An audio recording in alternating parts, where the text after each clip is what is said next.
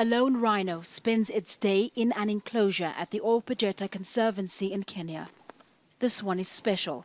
His name is Sudan, and he's the last male northern white rhino in the world. At 43 years old, his time is running out. Conservationists say it's unlikely he has more than 2 years to live. The best bet to save the northern white rhino has been for Sudan to mate with one of these two females. Both females, it transpires, have reproductive issues. The chances of natural breeding are now zero. So we will have to look into artificial reproductive techniques, in particular in vitro fertilization, and that's the technique for rhinos, which is being developed now, and it's fraught with problems.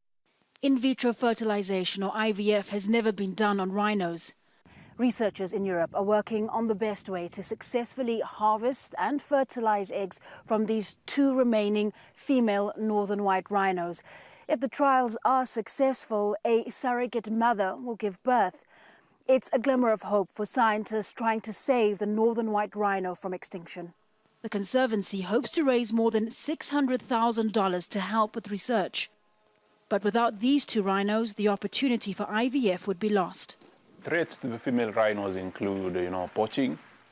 Poachers are very daring nowadays. They will attempt to breach any security detail that you'll put in their way.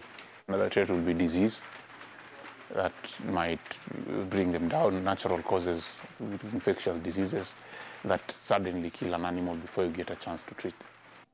In 2015, rhino poaching increased for the 6th year in a row. The International Union for Conservation of Nature says at least 1,338 rhinos were killed that year for their horns. Olpejeta is home to 150 rhinos, including the last 3 northern white rhinos in the world.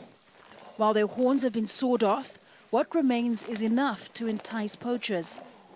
This is where Sudan has found sanctuary in his last days. Armed guards looking on, making sure he's safe. Famida Miller, Olpejeta Conservancy, Kenya.